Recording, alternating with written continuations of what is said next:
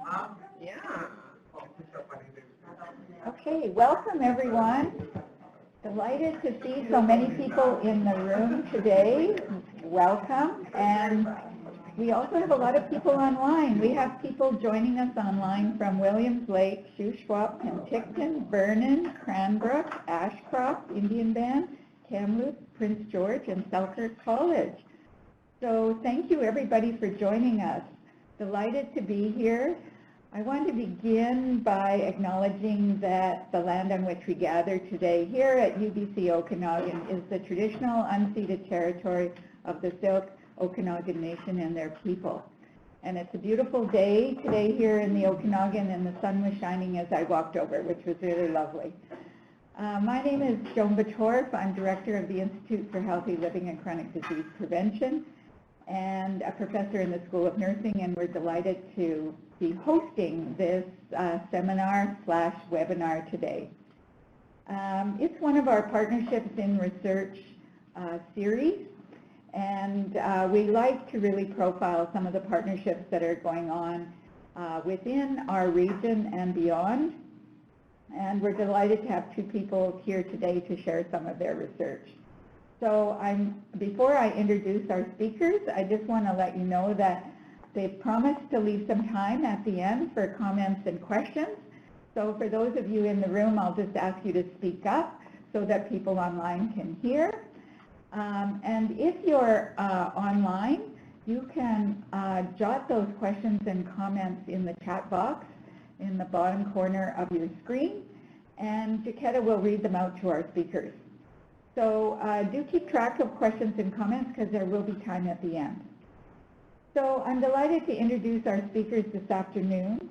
We first have Dr. Katrina Plamondon, who is one of our assistant professors here in the School of Nursing in the Faculty of Health and Social Development at UBC Okanagan.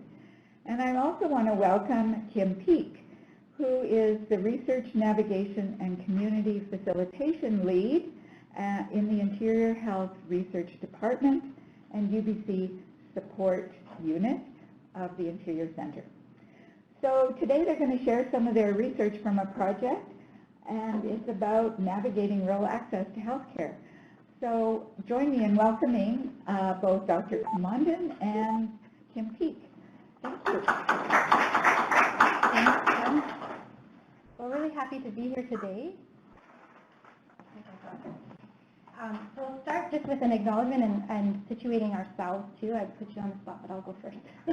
So I always think it's important just to say a little bit about who I am and where I'm coming from in this work. Now? Oh, I can't tell if it's me or you. You're good. My name is Katrina. I'm really happy to be here today with you. I grew up in Nelson. My family is mixed ancestry, so my grandmother was from Fishing Lake First Nation in Saskatchewan, and my grandfather on that side was Irish, and on my dad's side, German Jewish and Quebecois Métis. So I have a mixed family story, and I grew up in this area, so I've been a guest on the Syilx Nation most of my life, and I've lived rurally and worked in health systems where we've worked in partnerships. So I've lived in Saskatoon, for example, and supported programs that were distributed across a health authority that involved a lot of partnerships with First Nations communities and with rural and remote communities across this vast geography. And I've also, although I'm with the School of Nursing now, I've worked with the Interior Health Research Department for the last 9 years now. And so also have a really insider kind of view of the health system. So those are some of the lenses I bring along with my nursing lens, and I'm really happy to be here with Kim, who's part of our team, and our big list of other amazing people on our team who I won't speak to right now, but you can read their names. So my name is Kim Peake. I'm with the Interior Health Research Department and also the BC Support Unit Interior Center. I grew up in the Okanagan, so I'm born and raised here. I moved to Whitehorse for 2 years, and although that isn't considered in the interior, it's definitely a rural community. What I've learned since I've been with the Research Department and the Interior Center is that if you've been to one rural community, you've been to one rural community. You haven't been to all of them. Nobody's the same. Everybody is unique. So I'm very honored to be here today to speak with you all. I'm very honored to be part of this project with all these folks. So what is patient-oriented research? Patient-oriented research is research being conducted with or by patients rather than for them. Patients are defined as those that have or will access the healthcare system at some point in their lives. So it's really meant to encompass all of us. POR, or patient-oriented research, is a meaningful and authentic approach to the way health research is conducted. Canada's strategy for patient-oriented research, or SPOR, is all about putting patients first to ensure the priorities and voices of the patient experts are brought to the forefront as the most important voice. This partnership aims to improve healthcare. Under the SPOR strategy, which is funded by the Canadian Institute for Health Research, is 11 support units throughout Canada. The BC Support Unit Interior Centre is one of those and is located in Interior Health. And is in partnership with the peer committee. So these are the folks you see here. These are patient leaders in the interior. Please feel free to connect with staff to talk more about POR. So here is our interior region and some quick facts. This is also accessible, This is also accessible on the Interior Health website, on our external site. So you can see we are the purple, and we are incredibly spread out with our population. We have 59 municipalities and people dispersed everywhere, over 215,000 kilometers. We have 1,500 physicians, 4,800 volunteers, and these people are really what make Interior Health so robust. Thanks, Kim. So Kim set a bit of the stage of what kind of research we're sharing with you today, and also some of the vast geography that we cover in the interior region of BC. So I'll just continue by giving you a little bit more background to our There and Back Again study, and then I'll go into some of the methodology and results, and we'll actually share some of the stories that we have from our study. So this research is funded by a grant that was held through the Michael Smith Foundation for Health Research, and was actually funded through the BC Nursing Research Initiative. So this was a program that was specifically aimed at engaging nurses in using research that could inform their practice on a day-to-day basis. So we're really happy to have this funding to support, the BC Nursing Research Initiative supported several different things within interior health, and this one particular project has been a really sort of a key focus of those funds over the last several years. We were able to pull this grant and this work together because of a long-standing research relationship that we have between the research department and our patient transport office. So a few of us in the research department and in partnership with the Rural Health Services Research Network of BC had been working with Brent Hobbs and his team for quite some time. And it just so happened that when a call for applications for this funding came forward, we were in conversation with Brent about how there was this evolving partnership in the health authority where, quite shockingly, we had representation from each and every clinical site across our entire health system. We're coming together on a regular basis, once a year in person, to talk about issues of getting people back home. And it was because we heard, or we knew, that our acute care sector was really experiencing a lot of burden. There's a lot of focus in healthcare on trying to improve access and flow and how people move through the healthcare system. And these clinical leaders were coming together because they understood that at any given time, about 25 to 30% of the patient population in our larger acute care, tertiary, and quaternary centers were made up of people who were from outside of that urban core. So these are people who are traveling quite some distance to access care, and this is part of the model of care that we're using right in a vast geography where it's not actually possible to have every single service available in every single community that falls within this geography. But at the same time, we knew that those rural patients who are living rurally were staying longer. They had lengths of stays that were 3 to 5 days longer than their urban counterparts for the same same conditions. And sometimes there were long delays in getting people back home, partly because of things that we suspected had to do with coordination, or maybe had to do with different centers in interior health not knowing each other very well. So for example, how well did clinical leaders at Kelowna General Hospital know the communities that they were sending people home to, and were people confident in making those connections, especially when a lot of times people who have had to travel to access care, say for a cardiac event, when they go back home, they still need care, and there needs to be coordination of care actually across multiple systems. It's not just one system. We need maybe community care, and maybe there's some allied health or physiotherapy or other supports or programs that people need to connect with.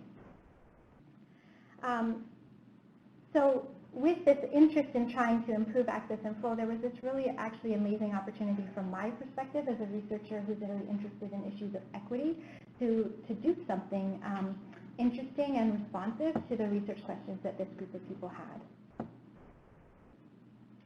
So we brought together a fairly, as you saw, a fairly large team. We have people who are directly involved in the patient transport office as liaison nurses or coordination nurses. We had people who've had experience in there's a program that's unique to Interior Health called the High Acuity Response Team. So this is a program that actually places advanced practice respiratory therapists or nurses with critical care or emergency experience in ambulances to support transportation from rural communities and ease some of the burden that was placed on those communities if someone, for example, needed to be transferred from, I don't know, Revelstoke to Kelowna. Our ambulance services actually, they don't provide the in-transit care that everybody needs. So this high acuity response program is a means of responding to that patient need during transport. So we had representation from that group. We had a lot of representation from different sectors within Interior Health and different responsibilities in terms of health systems planning and patient transport. We had a research team representing, for example, Leslie Bryant, who has a role in partnering with Indigenous communities. We have, trying to think of Sue Pryor, who's our patient partner on the team. So we have this diverse team, and in our early conversations, worked together to try and really get a clear idea of what our research question was, what the collaborative of people who were trying to respond to these questions about getting people back home, what they needed. We decided to do a narrative study.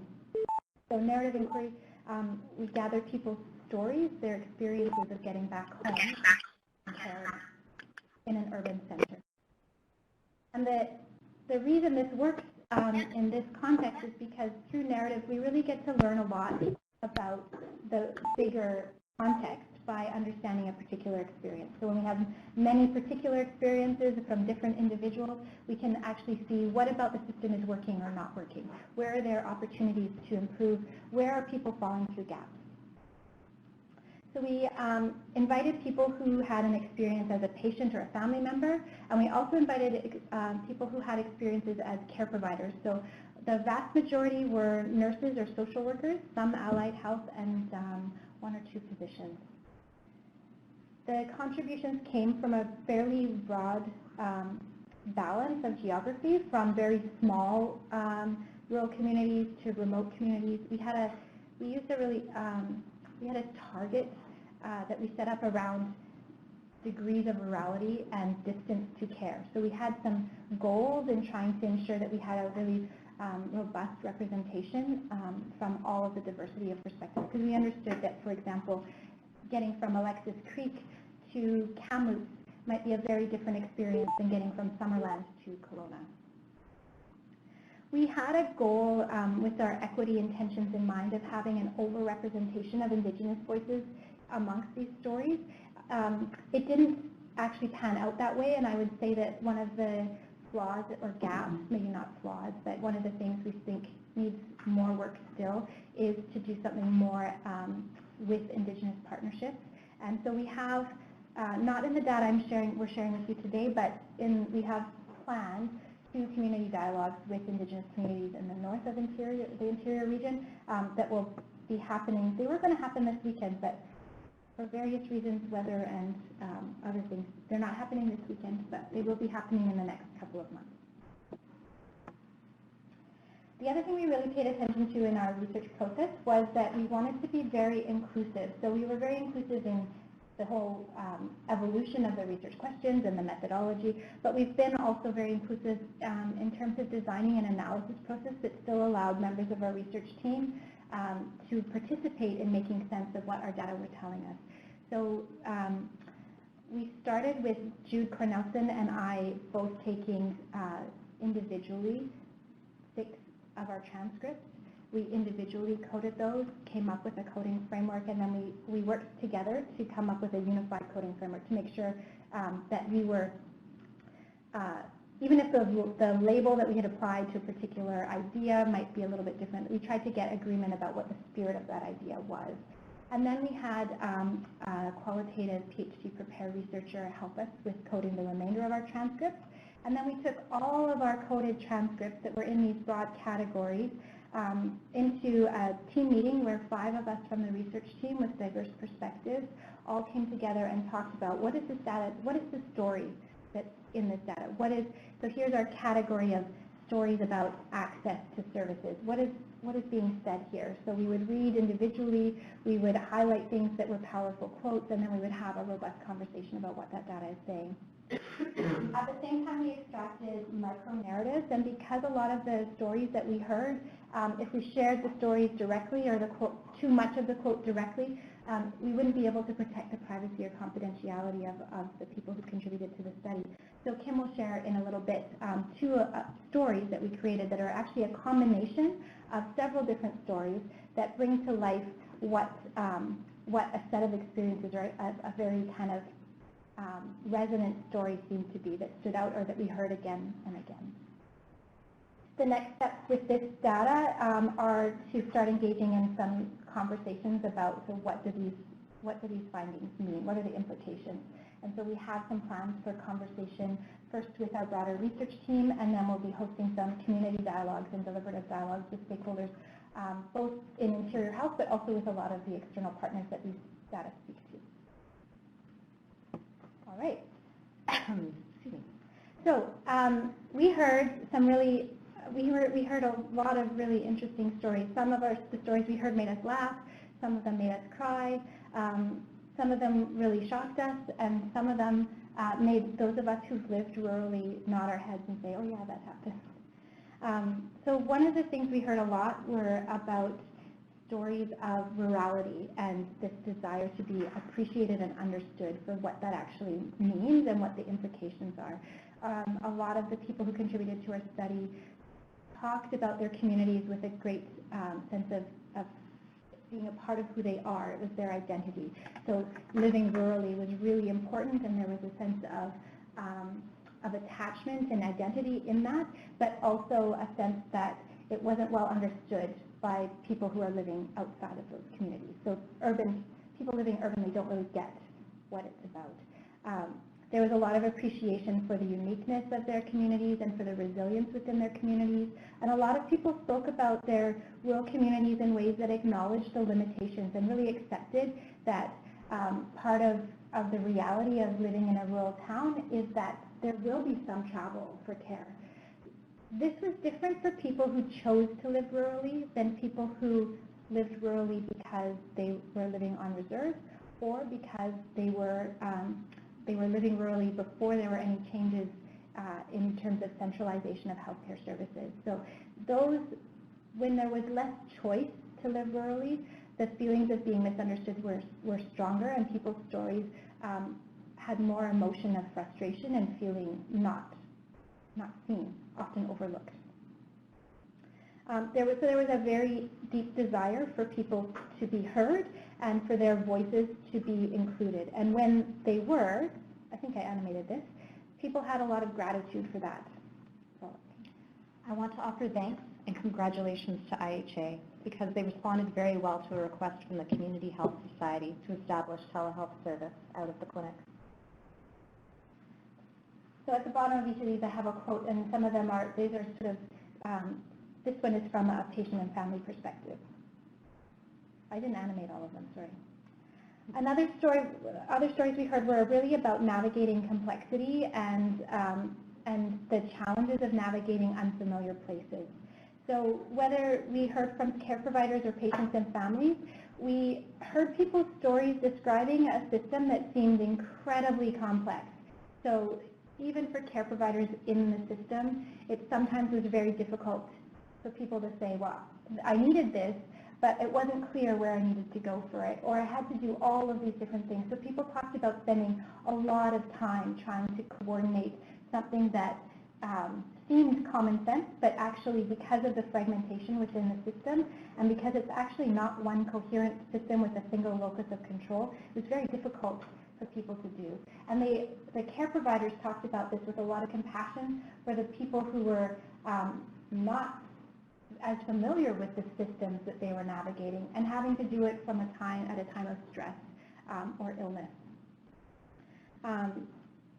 So there were also a lot of stories that expressed frustration over the lack of agency or control that people had over something that was out of their control. So, for example, if there was a closure on a highway or a storm or something, construction often interrupted people's timing to get where they needed to go. And so maybe they had an appointment with a specialist that was set up, and it was a 4-hour drive typically, and their appointment was for noon, and maybe they left at 6 in the morning, so they had lots of time, but construction or whatever got in their way. And then we heard stories about people arriving at a specialist's office and being treated in a punitive way for being late, even though it was completely outside of their control.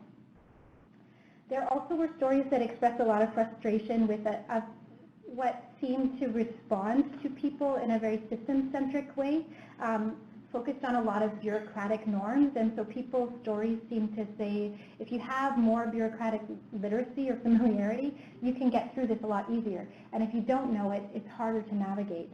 And a lot of people shared stories where they were really frustrated that something happened on a Friday, and because it was a Friday and they were walking into a weekend, the system just couldn't deal with them.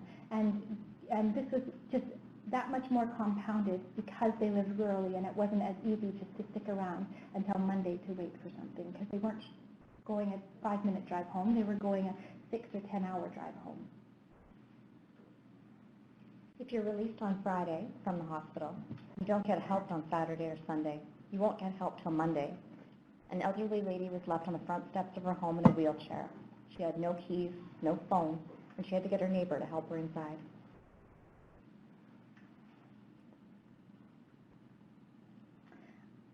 So another story we heard a lot about was sort of describing interior health as its own character. And this was described by both people who were in care provider roles and people who were in just sharing their stories with patients or family members. So they described interior health as its own entity, like as though it was a being that existed and had its own brain, as an integrated whole. And sometimes this was experienced as an adversary. So I've already said that about the complex story, that's a repetition, but it really was a sense of like us and them, as though the health system had some sort of singular intention that wasn't aligned with responding to their needs. And this is interesting to hear even from people who worked within healthcare, that still there was this idea that it was one thing. And this is interesting too, because a lot of stories we heard placed responsibility on interior health as an entity for things that actually the health authority doesn't have any authority to respond to. And so their stories revealed a lot of the confusion about how our healthcare systems are working together, and how, for example, specialists and private physicians that are paid for by public dollars, how these systems work. So it appears that if you're a patient navigating through and receiving care, it seems as though it's one coherent thing, but actually you're encountering so many different fragmented systems, all of which might have their own norms and ideas about how to work. And it's actually just incredibly difficult to navigate. So there's a few quotes here from people, and actually all of these are people who are patient families. Another typical move by IH. We've had situations where they told us they would look at us and keep our ER open if we could find doctors. We went and found doctors, and they still threatened to shut us down. The system changed, and now people only get a limited service.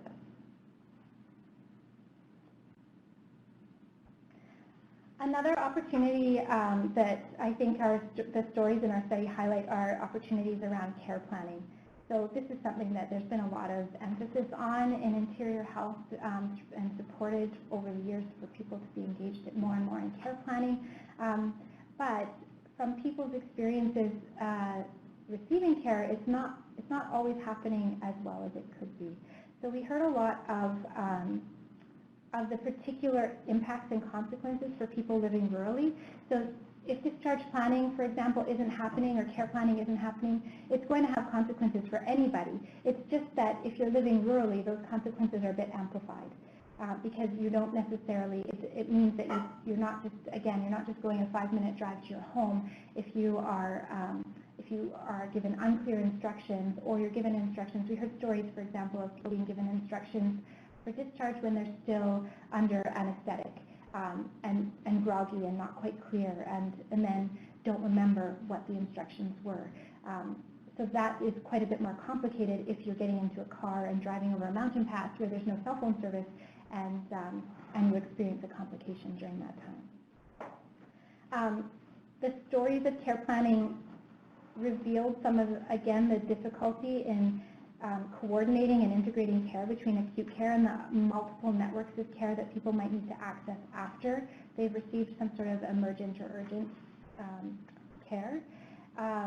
So this is especially true in terms of coordinating with primary care providers, home care, and allied health in rural communities.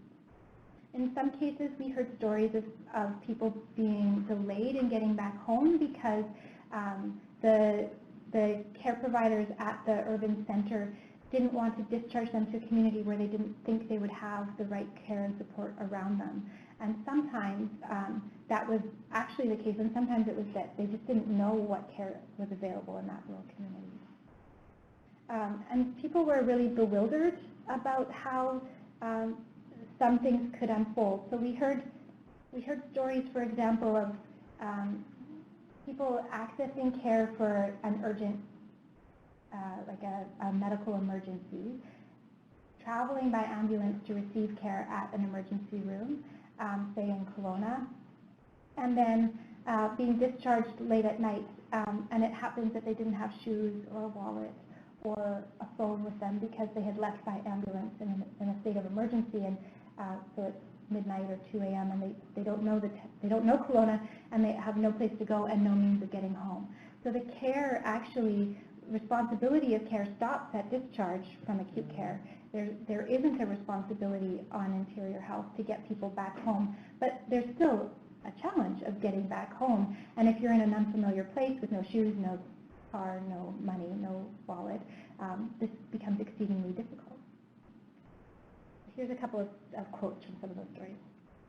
The challenges with the discharge was indeterminate initially, and when it was finally determined, it was sort of quick and sudden. And so I had to sit and wait for my wife to come and pick me up. But I mean, they needed the bed. They prepped me. I have a leg on the table even, ready to go. I've been there for a half an hour, and a gal comes in and says, well, I'll take the intravenous out. You're going home. I said, I'm prepped for and ready for surgery. There's been an emergency, and he's not doing any more today. Well, I became unglued. So this last story was of someone who had traveled. This was the second time traveling for surgery, and so the unexpected cancellations might be quite normal for the OR. So people get bumped all the time because of emergencies, and we have a limited number of OR space. So it's not to say that this isn't understandable, that the OR space needs to go to priority needs, but it is to say that people living rurally, this is a much bigger deal than to just say, oh, you can go home. It's actually quite complicated, and the financial consequences of this, the emotional consequences of this are quite significant. And so what I think it does is illuminate some opportunities for how we might think differently about the supports and responsiveness we offer to people who are living rurally. Another set of stories we heard a lot about were about access and the opportunities for technology. So we heard about, people talked about telehealth specifically, but also just technology-enabled access to specialists or care providers with a lot of comfort. They liked the idea, they thought it was very common sense, but they also thought it was very underused. And it's not entirely clear why it was so underused.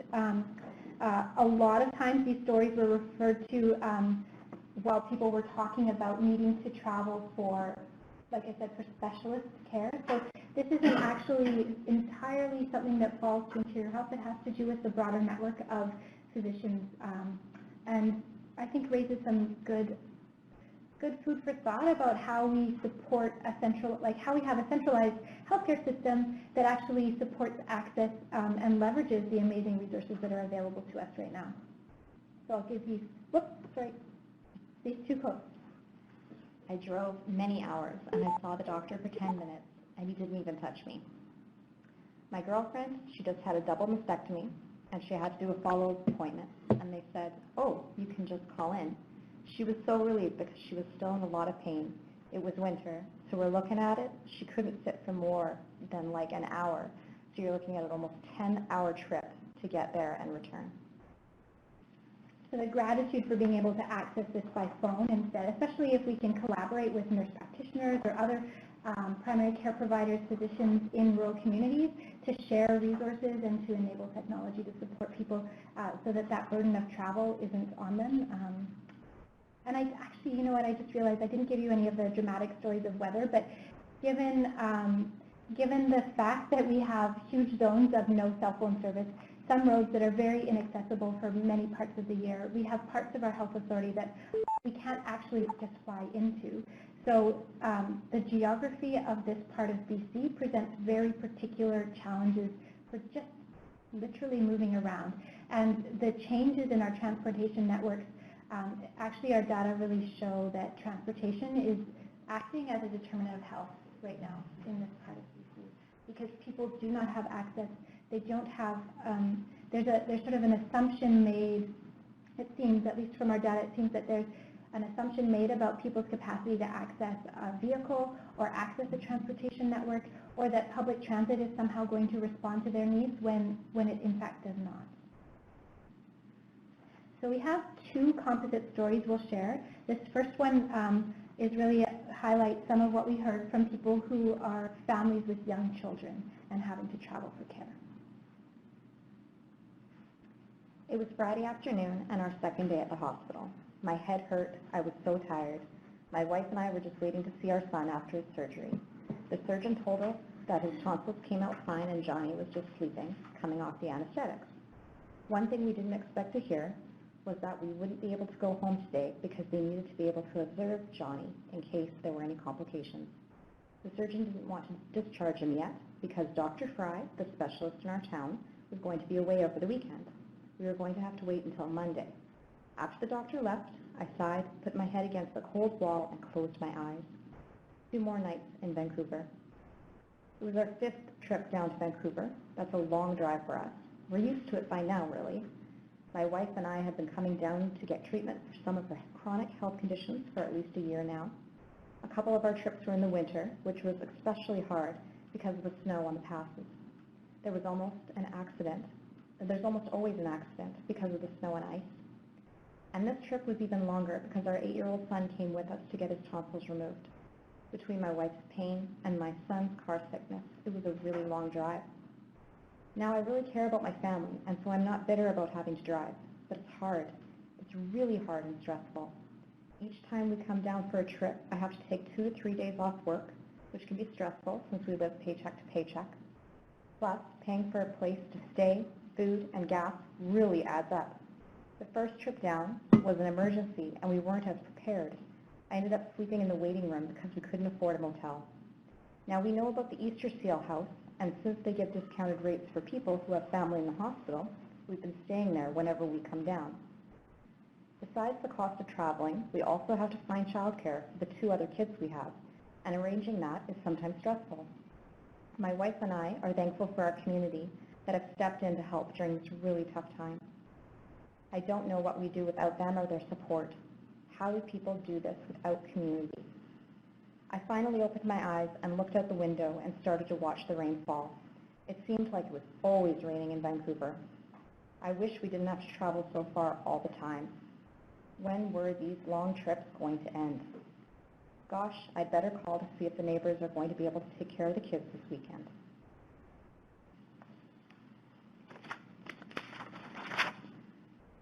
I think this story and others we heard really illuminated a lot of issues of inequities that rural communities and people living rurally face. So we heard stories that showed that traveling to access care has cost implications and equity implications that extend way beyond just the financial cost of mileage. It's the cost, the emotional burden, it's the cost that's placed on whatever companion accompanies someone who's traveling. If there's families or people have other children and one child is receiving care, there's implications on how that is navigated. Some rural communities are quite small, and so someone who runs an essential service or business in that community and needs to travel for care means that that business or service is shut down in that community for that time. So the cost to extended to family and community and emotional health, the time, and the compounding expenses that people are paying to be able to travel, to eat, to stay, all of these costs are just incredibly amplified. So if I had to travel from Kelowna to Penticton for care, or Penticton to Kelowna, it's possible maybe that would still be hard, but I could maybe do it there and back in a day. But people are often traveling quite a bit further, and they don't always have the economic means to do so. The loss of Greyhound services and the fragmentation in the transport network were stories we heard a lot about. The number of different services, transportation services involved in helping to support people to access care is actually quite astounding. There is a network of volunteer drivers and societies that some rural communities have, that people rely on a network of family and friends, oftentimes family and friends traveling from other cities to join them in their rural community and then accompany them. Really very fragmented services where municipal boundaries, even though public transit is provincially managed, there's boundaries in municipalities that mean that buses only go so far. So some people, if they're traveling, say, even 60 kilometers, if they're passing in the Kootenays through 3 different municipalities, they might be getting onto 3 different buses and having to get on and off, and then stand and wait in the weather. We also heard stories, transportation needs aren't just for emergencies. The stories that actually were the most emotionally jarring, I think, were often people who had to travel very frequently because of chronic conditions and needing to access diagnostic care or services that just weren't available in their communities. And sometimes we heard stories of people needing to leave their communities and their families because the burdens were just getting so extreme. We also heard stories of people not being able to access services because they were afraid about not being able to get back home, or the cost and the burden of doing so was just so extreme it didn't seem worth it. So even to access services that they did need, they would avoid because it was just too burdensome. So the inequities we saw really amplified for people living rurally, and especially for Indigenous people. And there were a few stories, for example, if you had to arrange for urgent transport to for a mom to accompany a child to Vancouver from from somewhere in the Kootenays, I'll say, if they don't have ID, so say the transportation to Children's Hospital might not seem too complicated, but if someone doesn't have ID, the right ID to get on a plane, or the right access to money to buy a plane ticket home for them and their child, there's a lot of fear in leaving that community, and there's a big disincentive to seek care. These are very bureaucratic barriers that make it very difficult for people to access the care that they need. We also heard stories of explicit racism in our healthcare system that made it also very difficult for people to access care. So this is just a very tiny excerpt of a longer story, but I'll let Kim read this one. We had a young mom who went in incredibly sick, and her whole system was shutting down. She got released, had to go in daily for medication, couldn't walk, was sleeping in a tent, and had gotten released from the hospital. And we still maintain that had she been my age, that had been my age, same age worker who's white, there's no way she would have been released from the hospital.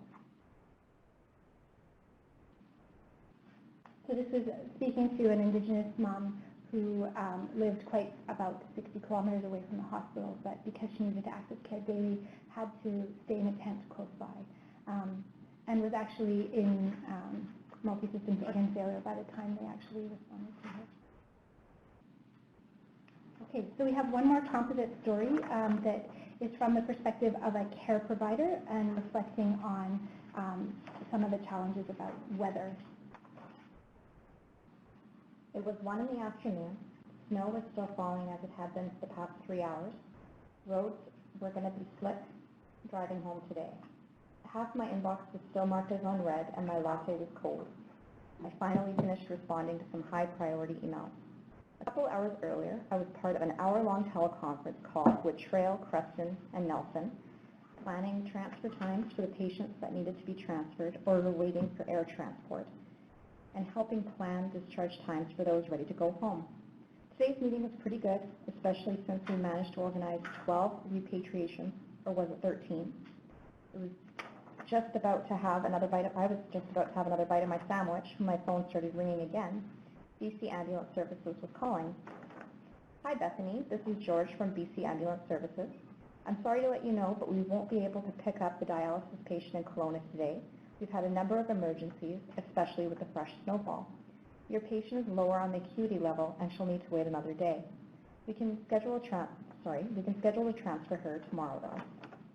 After a few moments of discussion back and forth, we finished the call and I hung up the phone. This poor patient has been waiting to go back to Nelson for 3 days, and now she's delayed another day. I had already called the frontline staff at Nelson Hospital a number of times today regarding repatriation planning, and now I was going to have to call them back again to deliver the news. They'll be disappointed because they've been trying to discharge this patient for a few days now, and now they'll have to disappoint her too. I was about to give Nelson a call when I received another call from the Trail Hospital. Hi Bethany, hope your day is going well. We've had a question regarding one of our elderly patients who had wrist surgery earlier today. All of his vitals are fine, and he was scheduled to be discharged at 2 o'clock today, but it's about 1:30 and he's still sleeping. How is he getting home? The handy dart doesn't go between cities. We also have a snowstorm here. How come I hadn't heard about this patient before? Why was he not mentioned in the teleconference meeting earlier today? I didn't realize he was getting discharged today. If the patient is still asleep, then he's still going to be groggy with anesthetic when he wakes up. There's no way we can send a groggy elderly man who's just had surgery into a snowstorm to manage multiple bus transfers to get home. I'll see what I can do and I'll call you back. I hung up and looked at my desk. My cold latte, my partially eaten sandwich, and my half-read, unread inbox. I had 3 hours left in my shift and still had many things to do. There were so many barriers, not enough ambulances, the snowstorm, miscommunication. I guess I'll start with making some more phone calls. I think this last story just highlights some of the challenges that people working in trying to coordinate this very complicated system and access a network that isn't like, it's not that any one person isn't trying really, really hard. They are. It's that the transportation networks available aren't actually always as adaptive to the kinds of challenges we have with the weather conditions we have or the volume of people that need to be moved around. And so people end up waiting quite a long time, sometimes just to move a short distance. So those are some of the stories we have to share with you today. This is, we have more we could say, but I think we said a lot, and we'll see if you have some questions or comments. I already do have one Oh, question. Wonderful. Thank you very much. Great presentation. Obviously, people online have already got my message about putting comments in the chat box. And for those of you who are in the room, just speak up loudly. But we have a question or comment already on the chat box. So, Jaquetta. Yeah. So are there plans to help increase interprofessional communication to help decrease the fragmentation? Great question. So I can say we have plans to facilitate these dialogues, and we have quite a few like burning questions, and this is one of them. What can be done? So it's not that our research team on its own can answer this question, but what we can do is play a role in facilitating the dialogue around it and offering some of the stories to help understand where that fragmentation might be working or interfering with our capacity to respond to the complex needs that people have as they're moving around. And our intention is not just interprofessional, but cross-sector. So we have all these different stakeholders. It's actually that we need to engage BC Ambulance, we need to engage the volunteer driving societies, we need to engage the communities, we need to work with people within the patient transfer office and other actors within the healthcare system.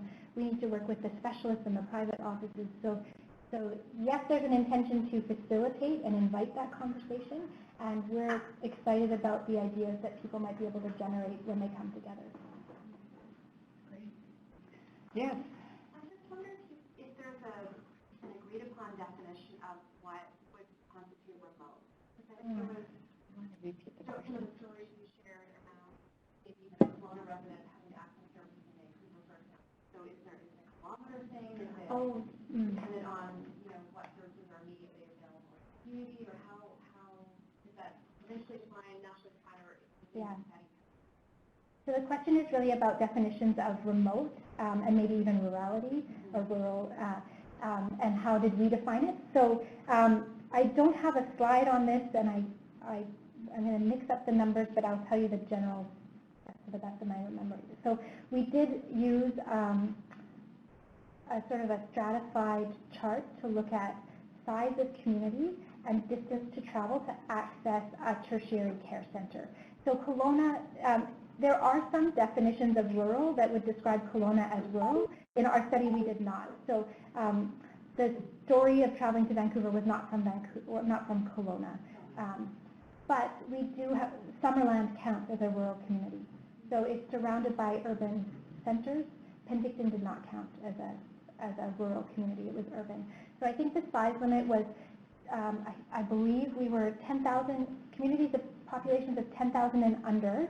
And then we stratified by, like, I think it was 8 to 10,000, 6 to 8,000, 4 to 6,000, and then broke it down further. So remote communities had to travel more than 4 hours to access tertiary care, and were under populations under 3,000. Yeah. I can provide. We do have a nice table that lays it out. I just didn't include it in this one. Yes, go ahead. It strikes me as I was listening to you talk, and recently was at a conference, and you were talking about the application of complexity science and complex adaptive systems to healthcare. And it just struck me as I was listening to you that it's really about the interconnections, right, between multiple systems. Yeah. And I'm wondering if you've used that conceptual framework, and again, looking at it through that lens, it's very often about strengthening those connections, right, and some of that disconnect. So I'm just sort of throwing that out there as something that may have framed your understanding. Yeah, so I find the complex adaptive systems really interesting, and have read a bit. It's not my expertise, but we have a few other people on our team who have more familiarity with it. I would say that though my philosophical and theoretical grounding is in critical theory and in relational theory, and so there are some similarities there too in terms of how they overlap and looking for those interconnected relational ways of thinking about how this is working. But I do think the complex adaptive systems, and it sounds very similar, but not to be too semantic about it, adaptive capacity is really what I think we could focus our attention on. So there's so much resilience and opportunity and and there's a lot of good stuff to work with. So people are, and people who came forward to share their stories with us did so because they had a bit of a dramatic story to share, right? So these stories represent some of the more extreme experiences that people might be having to get back home. We know there are a lot of people who get back home who maybe don't have quite as extreme a story as shows up in our data, but there's still a lot of opportunity to think about how we can think about, if we're going to have this centralized model, how can we work with this complex and adaptive capacity lens to support rural communities so that rurality, living rurally or living remotely, isn't a direct determinant of health. It shouldn't be. What I find fascinating is the resiliencies and how people sort of adapt with the communities and have this sort of these underground kind of transit networks and ways to compensate. and that is an interesting lens, right? Maybe more strength-based as opposed to what's not working. What are they doing in those systems to compensate? But thank you so much. Yeah, so she's just saying how lovely it is to see the strengths and how creative and innovative people are in their resiliency and navigating and leveraging the networks that are available to them in their communities. And we heard lots of stories about this, about like so-and-so called so-and-so, and it was just amazing how all of this came together because someone knew the ferry driver, and so they held the ferry for 5 extra minutes, and then the plow driver came and cleared it, and it made all of this quite possible when actually it seemed insurmountable at the time, or amazing stories of family members or random strangers even. We heard like people who were just compelled by hearing the need of somebody in their rural community and stepping up and doing something quite extraordinary to support that person to be able to get what they needed. So there are those stories of a lot of appreciation for the community around them. I have a long comment here. So, how does the discharge of vulnerable patients policy allow this? It states that prior to discharge of any vulnerable patients, ED staff will assess the patient to determine whether supports are required for a safe care transition using the prompts of the discharge section of the emergency nursing assessment record. I have had tragic happenings within our community regarding discharge of vulnerable patients. So, yeah, how does this come about? Yeah. Is there more to it? No, there's another comment too. But I'll just briefly say, I think, policies are great, but they're pieces of paper. And so what actually happens isn't always what's written in paper. It's not always what people intend. And there are many things that interrupt capacity to put a policy into practice. So many layers of things. So it's not to say that these are excusable, but if we want to do something differently and make policy more possible to put into practice, I think it's helpful to understand, to use these stories or to use opportunities to bring people together to understand why is this happening and what could we do to make sure that the staff in Emerge are supported to be able to do that, put that policy into practice. Because it's probably, I don't think anyone has bad intentions. Really, and yet the consequences are very real for people. So it's not enough to say that's just how it is. We have to say that's how it is. All right. Now what? so this is for your future.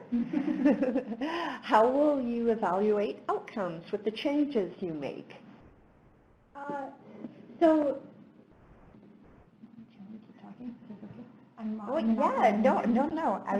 Yeah, please. How will we evaluate? So we have, one of the practices I use is just a constant evaluative approach to any activity that we do. So we will evaluate the dialogues that we host. And when we bring people together to consider and to share these results and to have a conversation about their implications, we're very clear about what we can do and what we can't as a research team. So I do not have the influence especially in the number of places that need influencing for this to see real changes.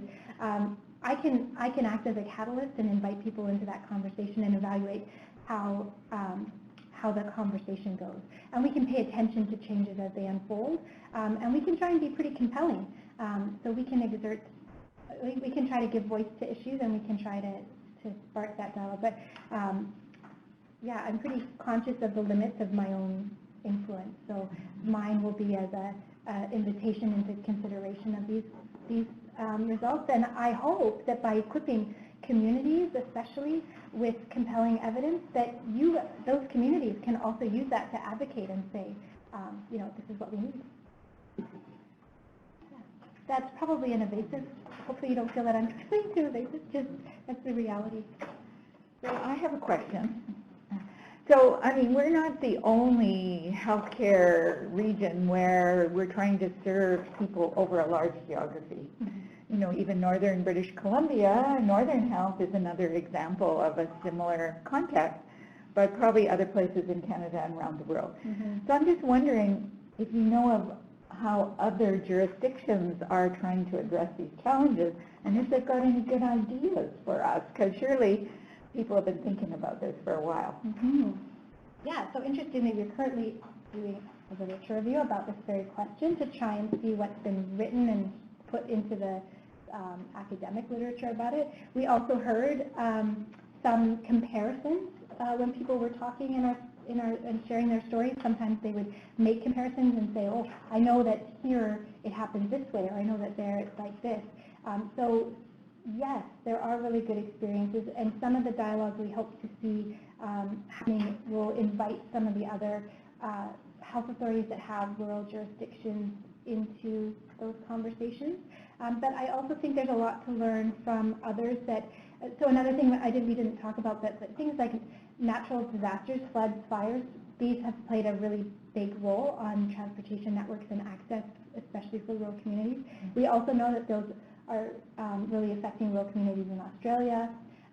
We have colleagues in Zambia who have similar, we have actually nursing colleagues who have long-standing relationship with Western Province in Zambia, which is also a rural region that has to travel quite a long ways to access centralized healthcare services. And so there are a number of different people who are grappling with the same kinds of questions, and we're very interested in learning together. That's one really quick last, very naive question, I think, because I've probably always lived in an urban setting. When did this happen? Like The centralization? The centralization of the system. Oh, yeah. Yeah, so the question was when did centralization happen, and when was Interior Health formed? I think it was 2000. Mid-2000s. I'm going to get the year mixed up, and I apologize. It's not that long ago. It's within people's memory. It's also not that short ago. I don't think that's right. It wasn't that long ago. It wasn't. Yeah. So it's been more than 10 years, but I do think they're still grieving because there used to be a lot of smaller towns. I know in Nelson, where I grew up, there was for a long time a Save Our Services movement in the community to try and get the services that were lost to centralization. So there's still that feeling of loss, and there's still a feeling of grieving those losses. And so people who have been living in those rural communities before Interior Health was created and before that change happened provincially, they feel differently than people who moved to rural communities after that point, because they had a choice and they went. So I would be really curious about how people in rural communities, for example, in Alberta and Saskatchewan, are feeling now, because they've had an even more dramatic centralization to a single provincial healthcare system. And so we have these changes in Western Canada that actually could shed quite a bit of light onto how to still maintain that network and access, and to really leverage the strengths of, so some things make good sense to be centralized, but if you're going to centralize, let's think really creatively about how technology plays a role and how we ensure the transportation network enables people to have equitable access, and how to, and there's some really exciting research. I think I'll give a shout out to Jude Cornelson and the team with the Center for Rural Health Research. They've done some really amazing work to look at decision making for what services ought to be, especially for around maternity care and access to maternity care, to make sure when can women stay in their community. So when people can stay, let's support them to stay so they're not away from their community and their families for too long. But we need to, like, it requires some very particular health systems planning that is unique to this kind of rural-urban mixed geography. Wonderful. Well, we could continue this conversation. I know because I have a few more questions, but I'll wait and ask you them later because we've run out of time. So this has been a really fabulous talk, and I can see that both Katrina and Kim have laid a foundation for at least another 10+ years of research here and knowledge exchange and translation to ensure that our healthcare system changes to meet the needs of rural people. So would you join me in thanking both Kim and Katrina? Thank you. And I want to thank all of you for joining us in the room.